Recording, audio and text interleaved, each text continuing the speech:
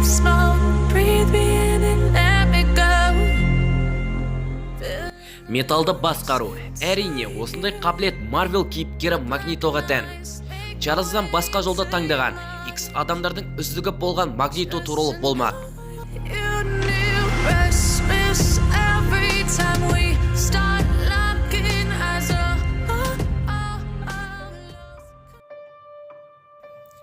Магнито толық есімі Эрик Магнус Леншер, түпнұсқада шын есімі Макс Эйзенхарт. Эрик Леншер, Майкл Ксавьер, мастер магнетизма, Ақ Пилиграм атты лақабатпен танымал. Магнитоны X адамы деп бірден айту қате шығар. X адамы бола тұрса да, Марвелден асып кетуге бола ма? Стэнли мен Джек Керби бұл кейіпкерді күрделетіп ойлап шығарды. Оған қоса X адамдардың қашауы ретінде комикс бойынша ұзақ уақыт бойы еніп келді. Соның арқасында Аги нұсқасы бойынша жүздеген комикс ұлымдар арасында Магнито бірінші орында тұр. Енді неге бірінші орында тұр? Ол мықты ма? Қандай қабілеттері бар деген сұрақтарға жауап беріп көреміз. Алдымен Эрик қандай кейіпкер? Эриктің балалық шағы мутанттары үшін қиын кезеңді бастан кешірген. Өз сөзінде тұратын Эрик, мен мутанттардың өмірін сақтап қаламын деп ант береді. Эрик зұлым бола тұрса да, әр мутанттарды өз бауырындай көреді. Ал X адамдары, әсіресе Логан мен Хэнк, Эрикті көрсе суқаны сүймей, шайқасуға дайын тұрады. Магнитоның ұлы Эртут, қыздары Полярис пен Алқызылмыстан. Кейбір комикс басылымында Эртут пен Алқызылмыстан Магнитоның балдар деген оқиғаны жоққа шығарған.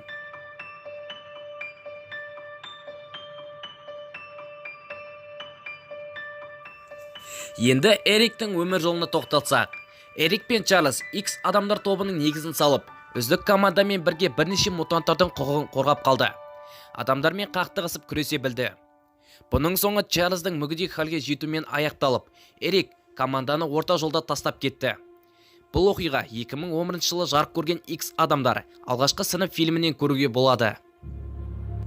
Фильмде Эриктен басқа X адамдардың алғашқы қалыптасқаны, Чарльз бен Эрик біргіп күрессе алынбайтын қамал жоқтығын, ұйымшыл бастамалар мен үздік көріністер болашақ X адамдарына үлгі қалдыратыны, Marvel кино әлемін шындыққа ұқсату, мұның бәрі жалғыз Эрик емес, бірнеше мутант кейіпкерлердің айқын көрінісімен көп көмегін тигізді.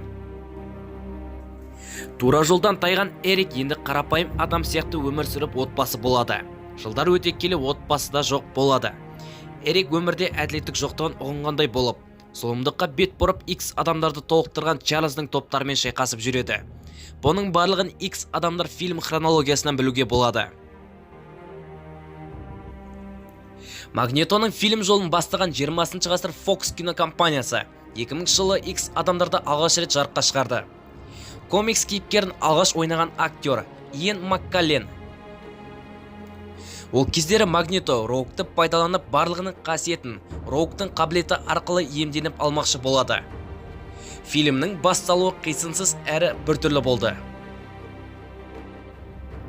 2004 жылы X адамдардың екінші бөлімі Магнито үшін қарапайым фильм болды.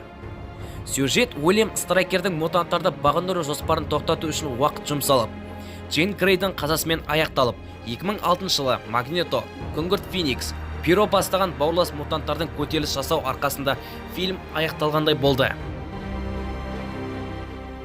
2011 жылы X адамдар қайта оралды. X адамдар алғашқы сынып фильмі.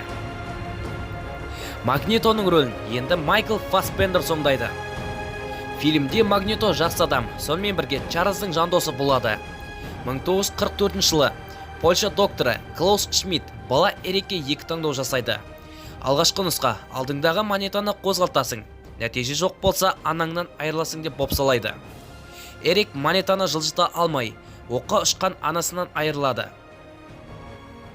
Анасынан айырылған Эрик ашуланғаннан кейін монетаны ауаға көтеріп, айналадағы металл заттарды қопарып жібереді.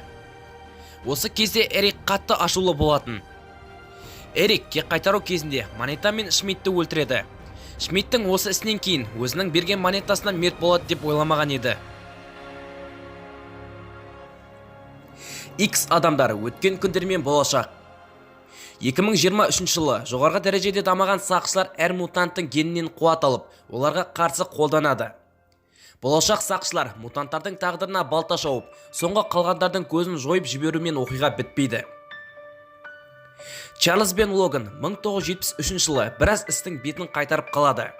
Осы кезде сақшыларды жасаған Боливер Траск көптеген партиямен бірігіп конференция өткізеді. Сол уақытта Боливердің көзін жоюды барлық мутанттар көздеген болатын. Соның ішінде Мистик пен Магнито. Аяқ жағында Магнито біріккен партияларды өлтіре алмай, Мистиктің атқан оғына жараланып қалады.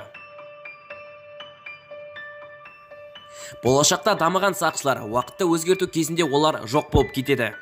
Оның себебі сол жылдар сақшылар дамымай қалған. Бір қызығы Эртуд Эрикті көру үшін бірнеше рет кешігіп келген. Эрикті абақтыдан босату сәтінде оны алғаш рет көреді. Бұл оқиғаны Питер фильмде жиі айтып жүреді.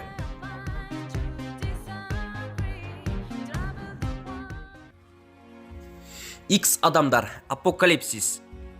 Фильм Магнитоның өмірінен сыр шерткендей көрінеді. Оның толық қабілетін оятқан Апокалипсис фильмде тым асыра сілтеп Эрикті мықты етіп көрсетті. Эрик Апокалипсиспен бірге X адамдарға бөгет болады. Соңғы жағында ақылға келген Эрик X адамдарға көмектесіп барлығы Апокалипсистің көзін жояды. Ең соңғы жақтарында Магнито мен Джин профессордың қираған сарайын қайтадан қалыпқа келтіргені өте әсерлі болды. Магнитоның қабілеті туралы фильмде жария болып келеді. Магнито металды басқаруға ынталанған. Эрик Апокалипсис фильмінде үлкен күштің оянуын комикстан артық көрсеткен. Металды басқару, мықты стратег, тактика, ақылды сана, левитация, ұшу қабілеттері керемет дамыған.